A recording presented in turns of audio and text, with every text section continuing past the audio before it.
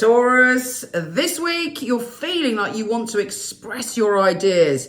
You want to tell people what you're thinking. You may even have a stunning idea to write a book, to write a screenplay, to revamp your blog, to come from a completely different intellectual point of view, to start seeing the world differently, because you're having a peak experience when it comes to communication on the full moon.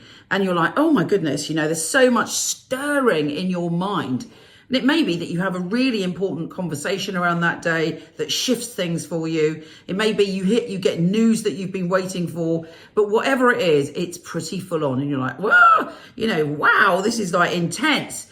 And it may be quite emotional because full moons tend to make us emotional, but it could be also that you have a celebration. But whatever it is, it's bound to be extreme. It involves communication. It involves you talking to someone. Now, this week has some fabulous stuff going on. We kick off with Mars sextile Pluto, and you're finding yourself mixing with people that are a bit more eccentric, I hate the word eccentric, fabulous, unique beings that are different in some way and not frightened to express who they truly are in their own special way. And you're like, yeah, this is exciting. Mixing with people with different ideas and a different viewpoint, and a different way of seeing things. And you're like, bring it on. And you may go out and have a good time or go to a group thing. But whatever it is, it has meaning and it stokes your passion, because Mars is sextiling Pluto, the transformer. So it could be that you go out somewhere and you're in a situation that completely changes your life in some way. And you're going through this kind of inner revolution and liberation, and you're feeling that you're stirred to express your own unique soul, which is obviously fabulous. We then have Sun trine Uranus, and there should be an unexpected psychic intuition, strange coincidence, or experience that you have that feels really deep and intense and really meaningful. And also you may kind of meet someone or connect with someone or be in an intimate moment with someone, and something profound happens, and it really touches your soul, and it unleashes something in you. So look out for those juicy and interesting experiences this week.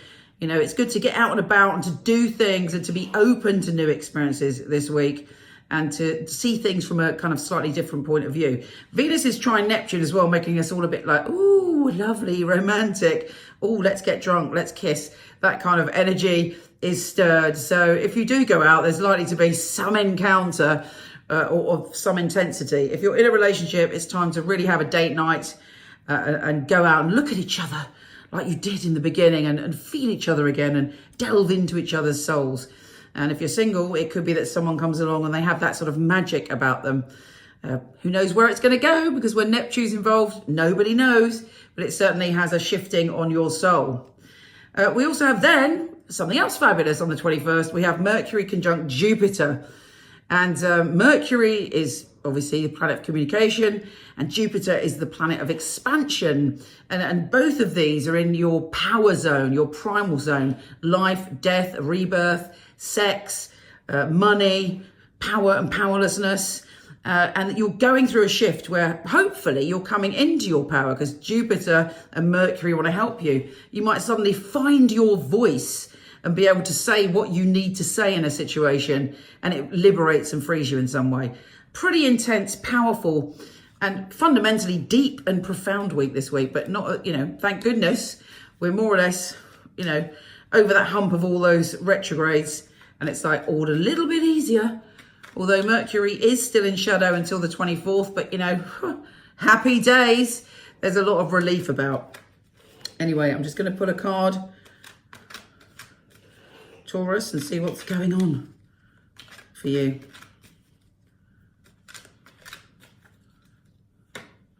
Yeah, moving forward, exactly as I said, the energies are going onwards, and you're like, you could feel the shift. If it's not literal, it's tangible. These are also the arrows of love. So for some people, it may be that you're launching yourself into loving in a new way. Yeah, bit of passion there with the Ace of Wands. This can be about just when you feel frisky and passionate, but it can also be about achievement. We're not talking about money, although it can be. Your achievement is making money. But when you get that sense of a job well done, like, oh, I'm doing what I want to do. I feel fulfilled on a deep level. It's a potent and amazing ace for you to have. So that's good news. You might be thinking about the past, but I think, you know, we all are to a certain extent at this time of year, reflecting on things. Do not be caught in an illusion from the past, though. If there's something from your past tempting you or drawing you back in, I would say, well, you know, it's individual choice, of course, but really make sure that you're choosing the right cup, because now is the time for new beginnings one way or the other. Great time with women, the sisterhood, hanging out with your mates, having a great time being around that company, and, you know, just friendship really is really, really good. You might feel a little bit trapped, like you're not really sure what to do, but that's a temporary thing. I think that's probably an old feeling. It's a feeling of how you used to be, and now things are moving. Obviously it can be a bit scary sometimes, but you know what? You're going on a journey, like it or not. You're balancing yourself and you're going onwards and you're off in a new direction. Take care, gorgeous, and I'll speak to you soon.